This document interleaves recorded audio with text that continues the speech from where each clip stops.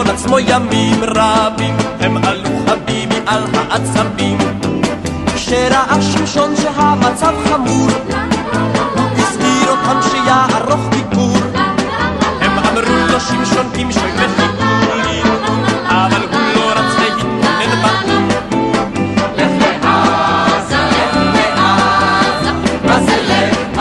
אני כבר כאן, כי אצלנו אין סוף לעזה, זהו עסק מסוכן. לך לעזה, לך לעזה, מה זה לך?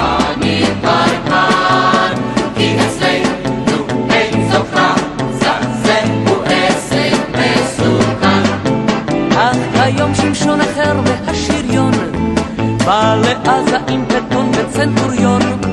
את לילה הוא לא מצא שם, אך אומרים בסוד כי ההתנגדות הייתה דלילה מאוד. הוא נכנס וסך מה יש להתרגש, כבר ביקרתי כאן ב56, לא שזה נעים